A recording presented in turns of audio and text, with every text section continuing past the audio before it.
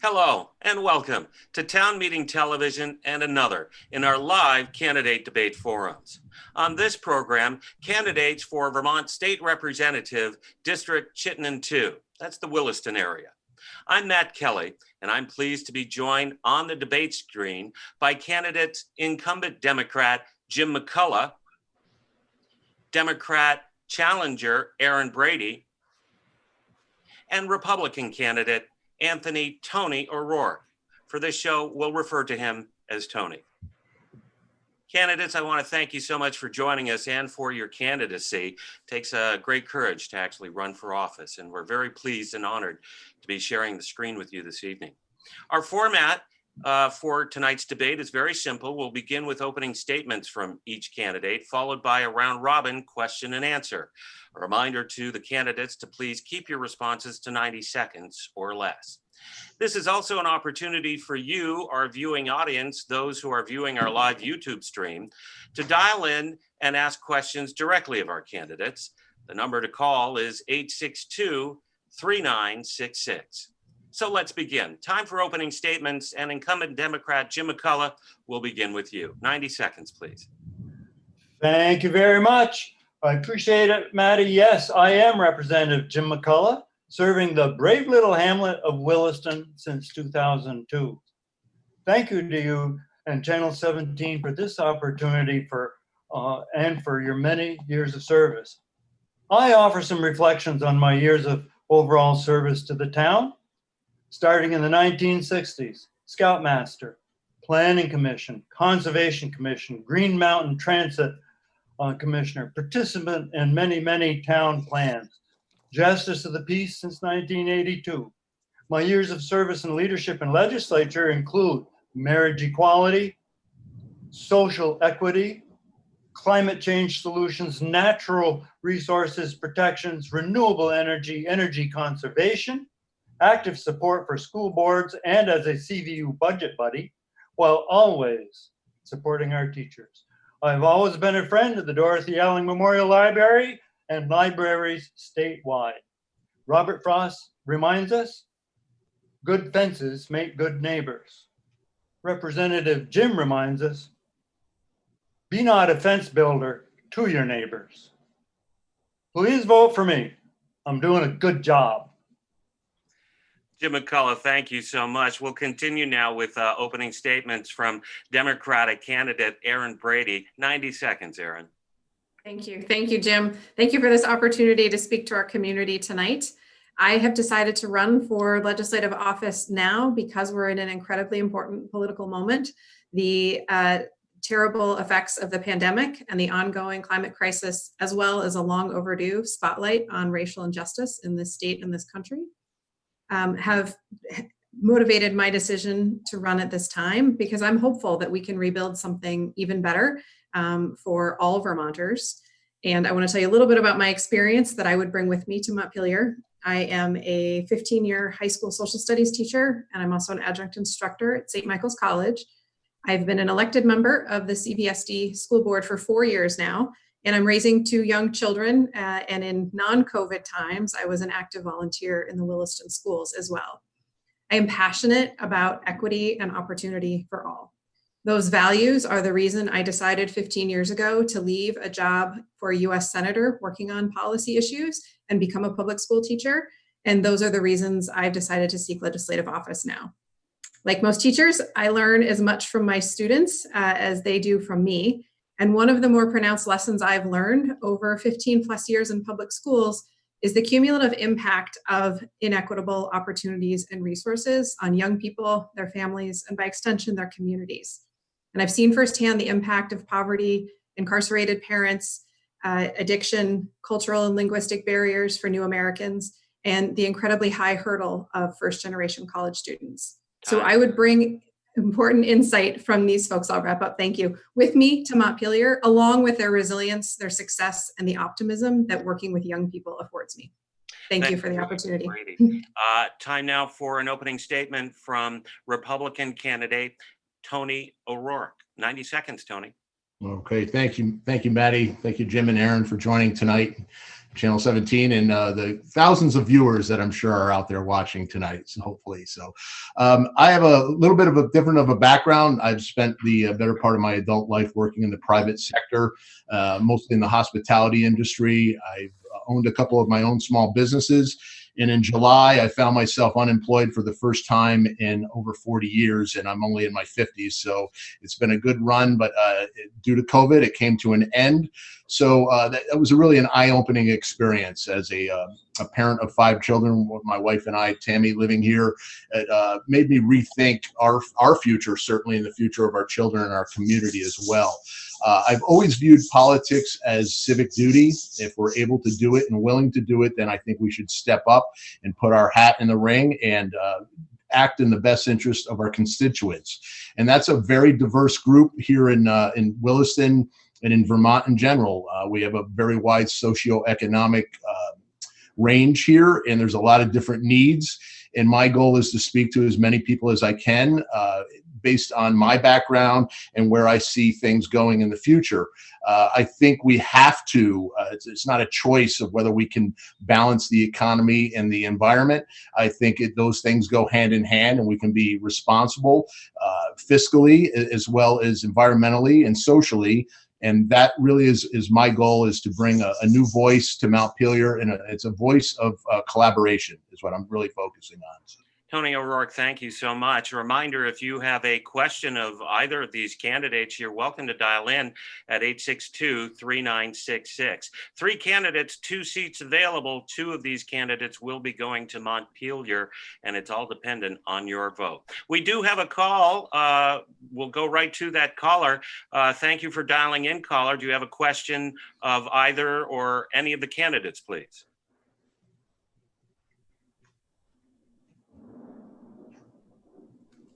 We're waiting for audio for that call to come through. Caller, again, we're looking for your audio. Do you have a question for any of the candidates in State Representative District Chittenden 2? Okay, we'll come back to that caller and try to get that audio a little bit later. Erin, we'll begin with you.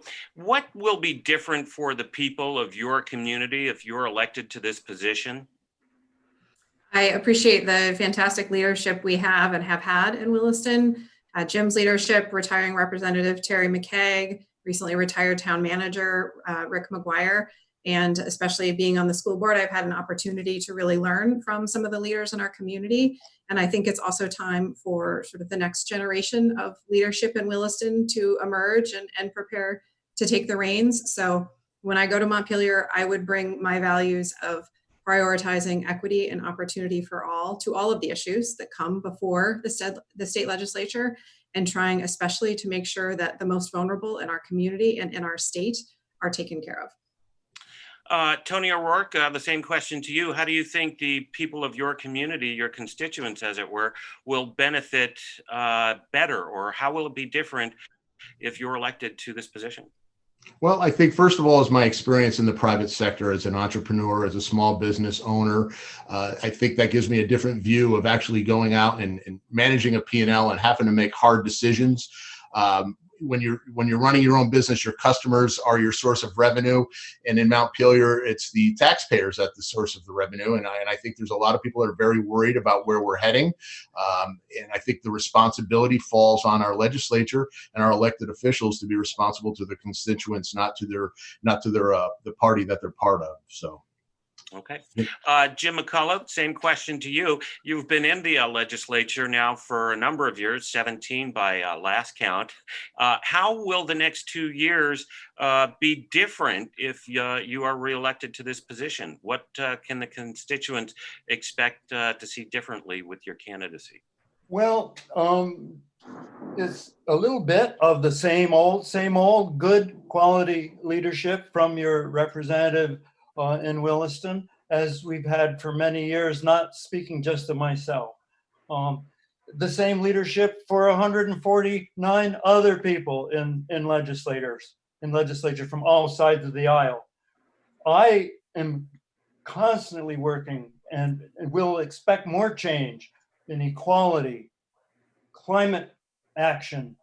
Governor just vetoed vetoed that bill. And healthcare, which I've been promoting and has been improving since 2002. And of course, I am a small business person since high school, having my own business with my bride, Lucy. So the economy and jobs, very, very important for me. And I expect that to be improving. Okay. Just a reminder, if you do have a question for our candidates here of District Chittenden 2, the Williston area, you're welcome to dial in and dial 862-3966. And we will go directly to our phone lines where we have a caller standing by to ask a question of our candidates. Go ahead, caller. Okay. This is for Tony O'Rourke.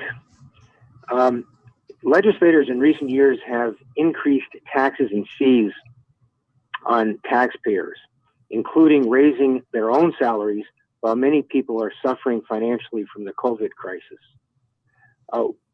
What is your reaction to that, and what would you do in the legislature to help so many of these Vermonters who have been burdened by such high taxes? Okay, Tony, the question is directly to you, but all three candidates will have an opportunity to respond. High fees, high taxes, as well as increase in pay. What's your reaction to that, and where do you stand on it?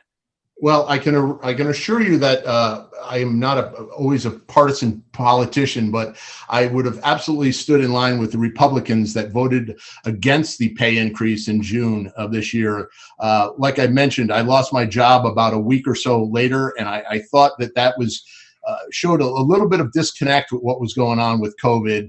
And I know Jim back in January was looking for a pay increase for the chairs of the legislature and the Senate. And I don't know, honestly, Jim, I don't know where that's went since then. And even you had mentioned that possibly that wasn't going to get a lot of traction. I believe that we need to be looking at ways to cut the burden on the taxpayer. And if that comes to payroll for the legislators, perhaps it means we meet less often, and when we're not in session, we don't get paid. There's an immediate cut to the taxpayers right there, and I would actually be all for that. Okay, thank you. Jim McCullough, the same question to you. The caller sounded like there was an indictment there to the present legislature about rising taxes and increased pay for what is part-time work. Your thoughts on the caller's point of view?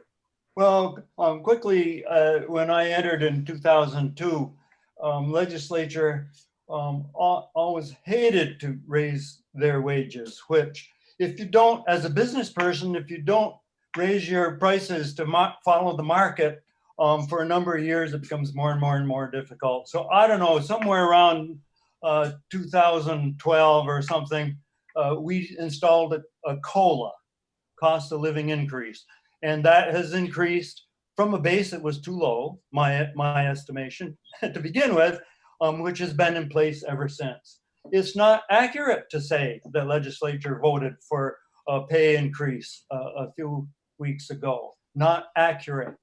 And the other part about raising salaries for our leaders pro tem, House Speaker, and committee chairs, if anybody had a clue how much work they did, they would agree. And certainly the whole idea of high taxes is true. We pay too much in taxes, and partly because those who can don't pay enough. And so I support that. But taxes are a business investment in Vermont's future.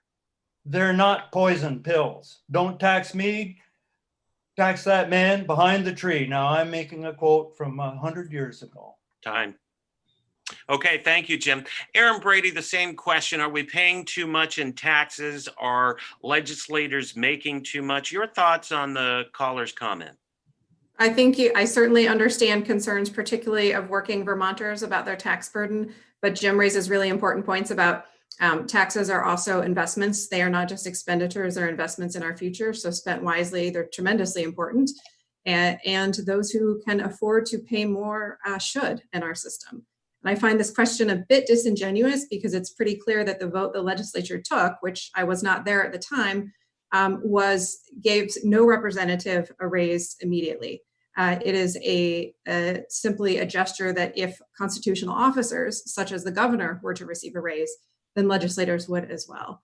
There's a common refrain in Vermont and around the country that our elected leadership often doesn't really reflect reality of our communities. And if only those who are retired or independently wealthy can afford to serve, then we will have a government that does not reflect the average people. I will take an unpaid leave from teaching in order to serve. That will not be a pay raise for me. And legislators are certainly not living high on the hog in terms of their salary whatsoever. And if you want working Vermonters like me to be able to serve in our legislature, you have to have policies that reflect that and that allow equity and opportunity for all and allow those other than retired Vermonters and independently wealthy Vermonters to serve. Wonderful. Thank you. And caller, thank you so much for dialing in and asking that question. A reminder, our phone number is 862-3966 if you have a question of candidates for Chittenden 2 District, the Williston area, on tonight's forum. Well, this takes us right into the budget here, and we'll begin with you, Jim. Given, possibly some unprecedented budget scenarios that may be facing us, some serious headwinds are ahead of us. How do you plan to approach the budget if you are reelected to your position? What do you see as, addressing a budget shortfall more than likely? Okay, Matt. First of all, a quick redirect.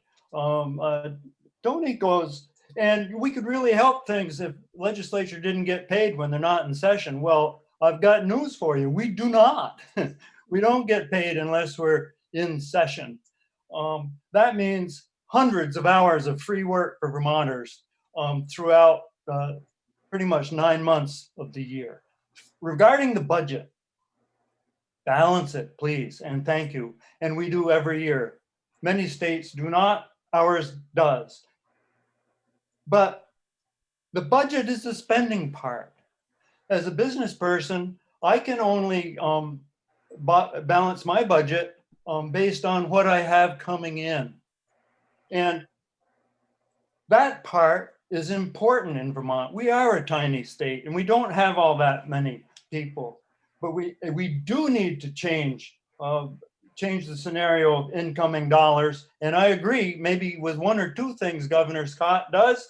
And one of them is we need more Vermonters who are taxpayers. And we get that by having quality of life in Vermont, quality health care, quality paid leave, sick leave, quality affordable, did I say health care, and child care. So when we do that part, the budget part gets easier as we get more and more and more young, healthy, smart Vermonters in the state. Very good. Erin, Brady, will move right to you with the same question. Some significant headwinds ahead economically for the state. We do balance the budget. That probably means some budget cuts. How are you prepared to address the headwinds facing us if you're elected to this position? Yep, thank you for the question. And I appreciate, again, your points, Jim, about the two sides to the budget, both what is coming in and from whom, and for what we spend it on. And an important reminder, I think, for all of us that the budget is also a reflection of our priorities and an investment. A large portion of our budget here in Vermont, over a third of it, is education spending. And I think that I have important qualifications to be involved in how we deal with education spending. Again, I'm a public school teacher. I teach future teachers at St. Mike's. I have been serving on the CVSD school board for over 4 years and helping manage a budget of over $75 million for the district. And I'm a parent, and I have a real bird's eye view of schools. So I think I understand the issues in education in a very nuanced way. And I also believe that, as Jim is saying, the bigger long-term challenge here is a demographic challenge in order to grow our economy. And some of the best things we can do to grow our economy, I believe, are to invest more in the bookends of our educational system, in birth to 5 and in post-secondary. Research is clear that for every dollar we spend in birth to 5 programs, high quality, affordable childcare, the investment pays $3 return. And I work particularly with a lot of high school seniors, and I see firsthand how many students are not able to access higher education or a further degree or certification because of the economic barriers. And I want to help all of those students maintain and grow to their full economic potential and raise families here in Vermont, and make a life and a living here and be part of our healthy, growing tax base. Okay. Tony O'Rourke, same question. Economic headwinds ahead means with a balanced budget, more than likely some cuts. How do you plan to address this in your candidacy if you're elected to this position? Okay, yeah, and it's simple math: money in, money out. The difference between the private sector and the public sector, as Jim mentioned, you have to raise your money, raise your prices to your customer. Well, they can refuse to buy your goods. I don't think the people of Vermont can refuse to pay their tax bill. So we need to be responsible, but we also have to have a safe and clean and fiscally vibrant economy here. We're definitely going to have a shortfall. Just look at rooms and meals. That stands at 10 to 11%. We're not seeing the restaurants do the business that they used to. We're not seeing the tourists that we used to. Are they going to come back? Sure, Vermont's a beautiful place to visit, but I don't know if they're ever going to come back in the numbers that we saw prior to this.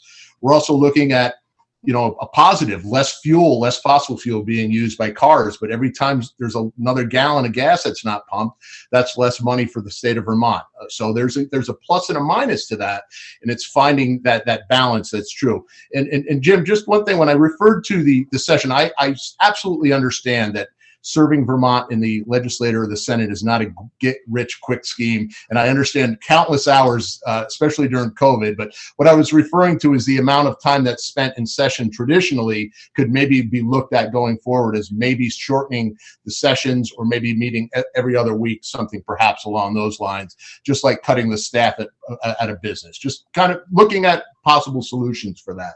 So cutting spending is not something we hear about in Vermont very often, because everything is looked at as being really important. And I don't disagree with that, but there are ways that we can try to encourage business to grow here rather than leaving, and some of the wealthy folks that are leaving Vermont for income preservation and heading elsewhere. So. Okay. Thank you both, or all 3 candidates, for your answers to that question. A reminder, 862-3966 is the number to dial in if you have a question in this forum, and we'll go right to our phones where we do have a caller. Caller, thank you for dialing in. Do you have a question of our panel, please?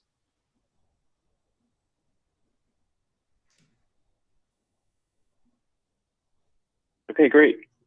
I have a quick question about guns and gun violence. So it's well known that guns are involved in a lot of violent crimes across the country and tear apart communities. In Vermont, our firearm suicide rate is about 1.5 times higher than the national average. And guns are also implicated in have an effect on the safety of students and law enforcement. So what would you do to reduce gun violence in Vermont? Thank you, caller, for that question. Erin, Brady, we'll begin with you with that. Gun violence, what would you do to try to combat it here in the state of Vermont if you're elected to this position? Yeah, thank you for the question.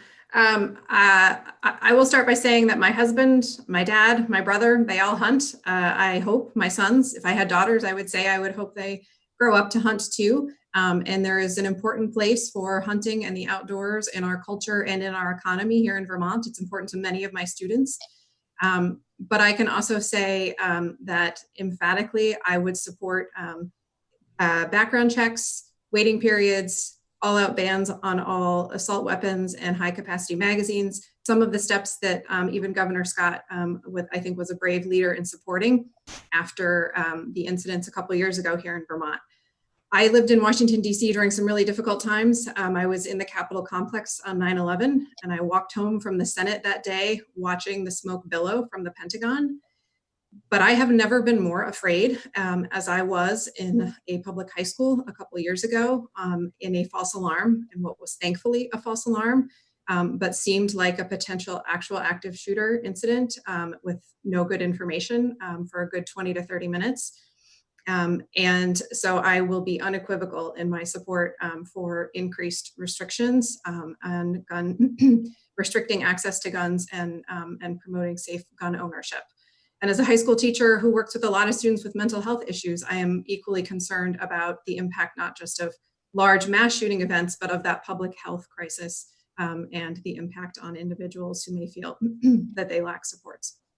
Erin Brady, thank you so much for that. Tony O'Rourke will follow up with you. It's a public safety issue, the gun violence, and yet there's a tremendous history throughout the state of gun ownership, of hunting. How do you balance the two, and what would your candidacy and your role as an elected leader be to try to combat that? Well, it's like a lot of things. It boils down to personal responsibility and accountability. And I think we're all on the same page with this. The mental health is one of the biggest components of this. Background checks, I don't know anyone that I've spoken to that doesn't agree with that. I think we absolutely have to have that.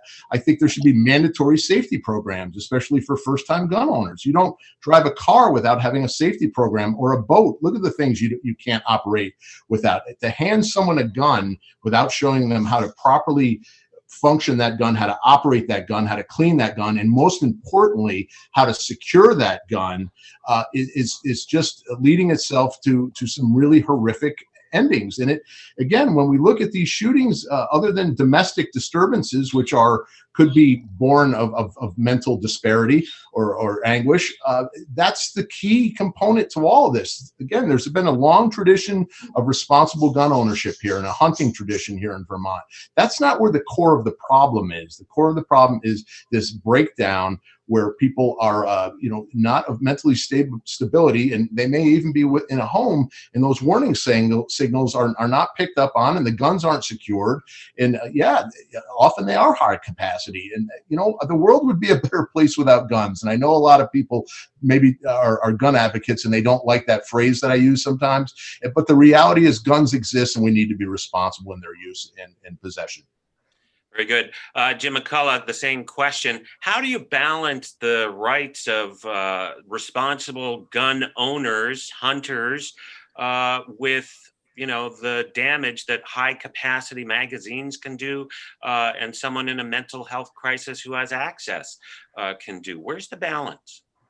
Well, first of all, I too am a hunter, been a hunter all my life. I serve on fish, wildlife, natural resources for many years now. Hunting is a tradition in Vermont. Our sportsmen are beautiful people. That said, there is a group of people who say this is not a problem about how we deal with guns. It's mentally imbalanced people. That's a mantra that too many hide behind. If you're going to kill somebody, I guess you're mentally imbalanced, but that's not where we are at. We have people, as each speaker has said, who cross the line. What do we do about it, Jim? Well, we need to expand our red flag laws. We need to close, as Erin said, the purchase loopholes that exist through the federal government. I, for one, wanted to do away with open carry unless you have a valid hunting license and you're in the woods or on the way to or from the woods. And I believe also in locked storage. We've got to protect these accidental killings and shootings in the home by children and others who are irresponsible. Very good.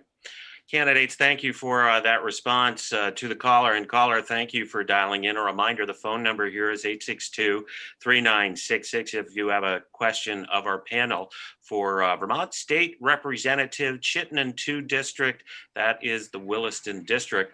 We'll kind of continue here sort of with the budget related question, and it has to do with the nonprofit sector, if you will. The nonprofit sector in the state of Vermont actually takes on a lot of what should be the state's role in solving or addressing some of our social issues. And yet here they as well are dealing with a tremendous shortfall due to COVID-19. How do you feel your candidacy will address the role that these critical nonprofits play as they address the challenges that they're facing with COVID-19? And Tony O'Rourke, will begin with you. Yeah, that's obviously a very concerning point, Matt. I think what we need there is collaboration between the personal sector, the private sector, and the public sector to help. Businesses can do a great job. I knew this question was going to come up, so this is a program that I launched just prior to losing my job. As a matter of fact, this is going to benefit the Vermont Food Bank, and that's from the wine industry. So the restaurants and the farmers who provide a lot of our food, thank God, here in Vermont, and the wine industry is going to benefit the food insecurities, which is just an awful thing. No one should go to bed hungry at night. And if you have, it's an awful thing. I know in some places the children look forward to, my sister's a school teacher in New York, and she says, when they think there's a snow day the next day, some kids are really happy about that. And there's other kids that are upset because they don't have food at home. What a terrible thing with the access to agriculture here and food and the great wealth and hopefully charitable vein of Vermont, that anyone should go to bed hungry at night. So I think, again, it's a collaboration between business and the nonprofits in the state of Vermont as well. We can work together on this. Jim McCullough, a collaboration to solve the challenges that the nonprofits may be facing due to a shortage of funds due to COVID-19, a collaboration? Yep. Well, for sure. Legislature works every year with the not-for-profits. I recall the Flynn Theater right in Burlington in a big problem some years ago, and we did legislation that particularly protected them. And every budget takes into account our not-for-profits, who Vermont is, if not the highest, one of the highest states of not-for-profit participation by our Vermonters. We do take care of our brothers and sisters because they are us. But when you get into the budgeting arena, the mantra always is, we have to make the best of all the bad choices. There are not good choices to make when you have to trim from this cause or that cause or another cause. So there's 1,000 funerals in every budget. We all do the best we can. And my goodness, the Appropriations Committee in Vermont is one of the best and always has been. Very good. Thank you, Jim. Erin, Brady, the same question to you. And I would imagine, being an educator, you have a unique viewpoint on this. Again, that the nonprofits really take up a large chunk of the social welfare responsibility for our constituents and are facing some serious headwinds with shortage of funds, more than likely due to COVID-19. So how do you propose trying to address this in your candidacy? Well, we do have a really incredibly robust nonprofit sector here in Vermont, providing a lot of important services. I used to volunteer for the Vermont Refugee Resettlement Program before I had my own kids. I have thoroughly enjoyed taking many groups of high school students to cook with and serve meals at the Dismas House in Burlington, at a new place in Burlington. There are a lot of needs that are being met by important nonprofits. And like Jim says, there will be difficult decisions in Montpelier, but I also think that a lot of these nonprofits are filling gaps that we have left in the overall structure. They are issues of homelessness, they are issues of poverty, they are issues of addiction. And so I think priorities around a $15 minimum wage, around paid family and sick leave, and around universal access to affordable quality healthcare are tremendously important and would go a long way in a lot of the needs that the social service sector is left trying to fill, quite frankly, on very small budgets and very generous volunteers. Wonderful. Candidates, thank you for wonderful responses there. A reminder, if you do have questions of our candidates, the number to dial is 862-3966, and we'll go right to our phones. We do have a caller. Caller, you're on the line live with our candidates from Chittenden 2 District, the Williston area. Do you have a question for our panel?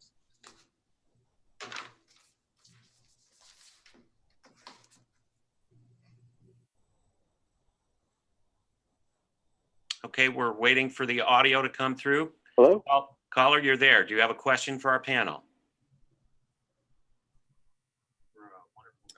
Caller, you're on the air. Hi, I had a question for the candidates. Go ahead, please. The question is, who did you vote for in 2016 for president, and what does that say about you and your political beliefs? Interesting question. Thank you, caller. We do appreciate you dialing in for that. I'm a little reticent to ask for this personal information, but as it did come in from a caller, we'll ask candidates to answer. And Jim McCullough, we'll begin with you. Who did you vote for in 2016 as president, and how does that represent your political POV? Jim McCullough?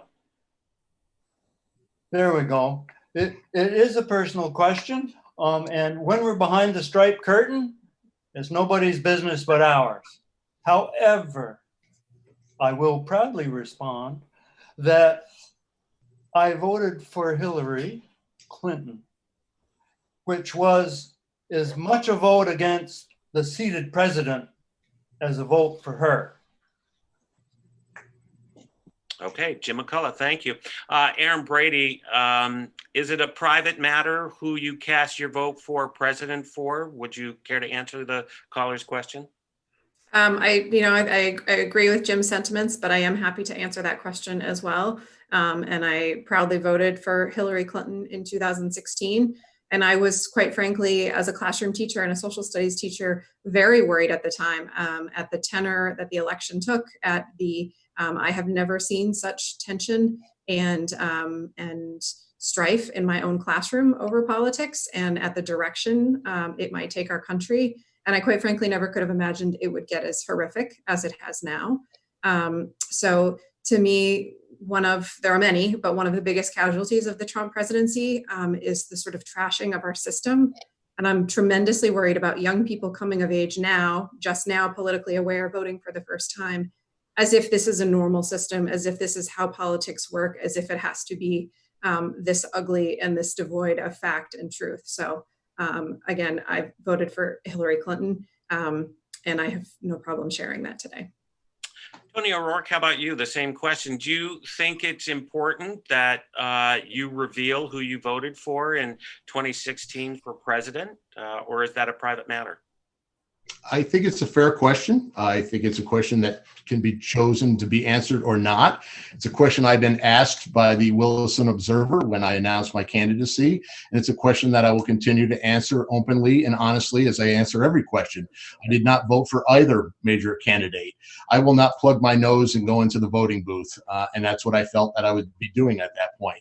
I'm asked that question often, probably more than any other candidate running on this forum tonight, strictly because I'm a Republican. Often I will answer that question by saying it's a categorical condemnation what's going on right now with the Republican Party based on the politics of a few, to be quite honest with you, and a few that I don't necessarily agree with on very much. But I will ask this question of many people, and I have: are you better off with Phil Scott or Peter Shumlin? And I've yet to have a single voter of any political affiliation answer that we're better off with Peter Shumlin. Not one.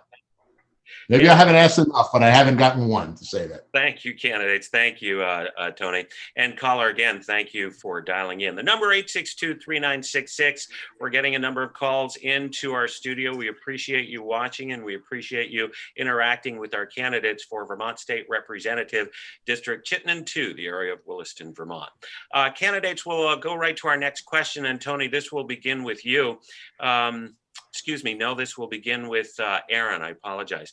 It has to do with COVID-19. And what do you think is the biggest impact from the past 7 months of the shutdown, and how should the legislature address these impacts? We've sort of been skirting the issue, but let's really talk about COVID-19 and what's ahead, and how has the state been responding so far, and what should the state do going forward? Well, it's clear that to help the economy, we have to fight the virus first, and that we've had tremendous leadership here in Vermont from Governor Phil Scott, and I'm very supportive of the work he's done. I'm proud that my husband has worked as part of his administration in helping to respond to the crisis and support businesses and communities around the state. But the impact has been devastating. Over 30,000 Vermonters are out of work now, and mostly women. And much of that comes back to childcare issues and gaps in childcare. So many of the issues that we are facing now in COVID existed before, but are exacerbated. And folks who are our frontline workers, many of my high school students, when we went out of session last spring, they were working full time on the front lines in grocery stores while I was teaching from home on Zoom. So there are huge things that we need to do, both as a response to COVID, but really in our underlying priorities as a state. Again, it's raising the minimum wage to $15 at least. It's paid family and medical leave, and it's access to healthcare, universal access to high quality healthcare, as well as childcare, because that particularly impacts and disadvantages women. So there will be a huge role for the state to play. I heard the federal chairman of the Federal Reserve of Minneapolis in one of the economic programs I listened to early in this crisis, talking about what do we do economically. And he was emphatic that the lessons of 2008 and even of the Great Depression were, in a crisis like this, do more and do it sooner than you think. And I will bring that mantra with me to an extent to Montpelier as we continue to respond to this crisis. Very good. Tony, right to you. You have been very directly and personally impacted by COVID-19, as you've shared with us here on this program. What do you see, though, as the greatest impact in the past 7 months from COVID-19? And how do you see the legislature as responding going forward, and your role in trying to either chart a new course or stay the course? Yeah, and prior to losing my job on July 10th, the day that will live in infamy, I was out every day. Now, I was in the wine business, and a lot of people will wonder why that is considered an essential part of the world, but a lot of people, it's an agricultural product. A lot of it was based in California, and it was looked at it from the standpoint in the beginning. So to me, the biggest underlying issue with COVID going forward is the mental health issue. We can look at the economy, but that comes back when you have financial duress. That's going to weigh on you from your mental health standpoint. The isolation of people that are home, they're losing this ability to connect. There's families that won't see each other. They're waving to their grandchildren from a window because they're so afraid and they're so unsure of what's going to happen with this next. This isn't over. It's far from over. So to me, that's the economy is obviously a big part of this, and how do we steadily and safely and sustainably open our economy back up, which I think in Vermont we're far ahead of a lot of places. But it's the long-term effect of this, the remote learning, the children that are home that don't have that socialization that was always there, and the parents having to adjust to that. Remote learning doesn't advocate parents from figuring out how to go to work. Not everybody can work remotely. There's a lot of industries that people have to go to work, and they just can't because they can't find childcare. So there's a lot of problems. And if anything positive from COVID, it flushed out a lot of the issues, including the infrastructure. How many people are having problems with their internet or their phone service, and they can't conduct business from home? So it's only one of the only positive things of this is the eye-opening experiences we've had. Jim, we'll skip your answer. I apologize. We only have a few minutes left, and we do have a caller who'd like to get their question in. So we'll take the caller and ask you to give the initial response, so you will have time to speak. And candidates, if we could just ask for a brief response to the caller's question so we can allow you to have a final closing statement. So caller, we'll go to you directly. If you have a question of our panel, you're live on the air here on Town Meeting Television. We're live on the air.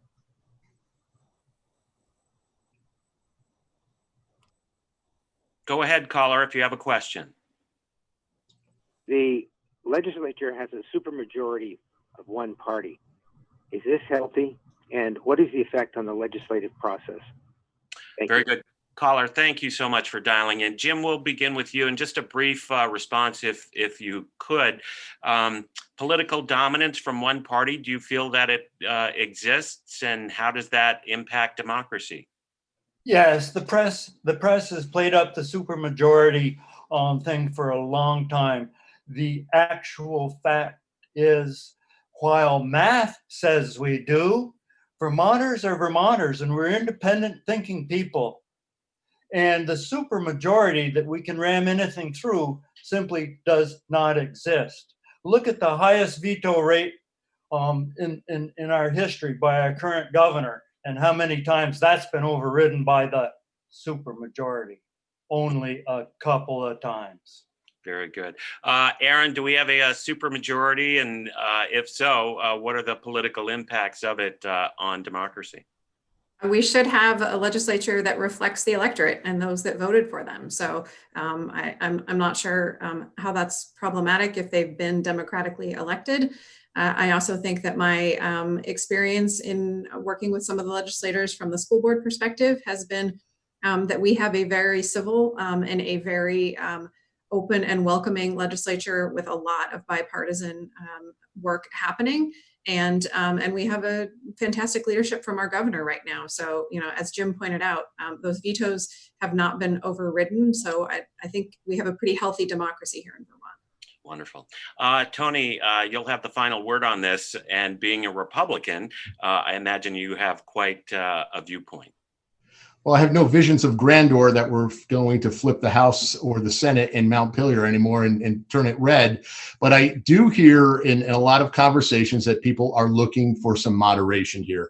And a lot of that is coming from Democrats. They're not so much worried about where people stand, what party they are. It's almost an apolitical comment that they make, that they just are looking for maybe a little bit of a movement from the far edges. And in Vermont, let's be honest, it's the extreme progressive movement that we're seeing here. They want to talk it back just a little bit more towards the center. So that's where I'm hopeful that that's really where my politics stand, are centrist on almost all the issues, and that it's actually resonating with the people that I speak with. So. Candidates, my thanks for you joining us here this evening. We'll now ask you to each wrap up your candidacy. And if we could ask for just a 30-second closing statement, and Tony O'Rourke, will begin with you. Okay. First of all, thank you. Thank everybody. That covers all of us. So I'm new to this. I don't look at myself as a politician. I don't know if that's a blessing or a curse. What I look at myself as a moderate person that understands that we can balance this through collaborative approach to politics. And that means sincerely reaching out to other people. If you drive around Williston and you look at where my signs are, they're on the lawns of school teachers, of policemen, of retired folks, of people that are unemployed, including myself right now. And it's a good cross-section of what Williston is and what the state of Vermont is. And I really pride myself on reaching out to all those folks. So thanks again. Thank you. Tony, thank you. Jim McCullough, your 30-second closing statement, please. All righty. I'm going to ask people for more information to visit VT Digger and find out what this candidate proposes to do in much greater detail than we were able to tonight. Also, visit legislature.vermont.gov to find out what I've been doing and how I've been voting for the last 18 years. And finally, people, please vote for me. I'm doing a good job. Erin, Brady, you'll have your final closing statement and wrap up our debate for this evening. 30 seconds, please. Thank you so much all for this opportunity. I'm passionate about equity and opportunity for all, and those values have led me throughout my life and have given me a lot of important experiences that I think I would bring with me to Montpelier as a teacher, as a school board member, as a parent, as a former aide in the U.S. Senate, and as somebody who is committed to our community here in Williston. I think it's a critically important time now for me to bring my unique experiences and perspective to Montpelier, and I would be honored to have the opportunity to represent our community. My thanks to our three candidates for joining us here this evening and for our viewers for dialing in and asking questions of the candidates. They've done the hard part. Now all you have to do is vote. Show up to the polls on Tuesday, November 3rd and cast your ballot directly, or you can vote by mail as early voting has already begun here in our great state. Remember to complete your ballot and mail or return your ballot before the deadline. And join us for all election night return details beginning at 7 p.m. here on Town Meeting Television. For all of us at TMT, I'm Matt Kelly. Thank you for watching.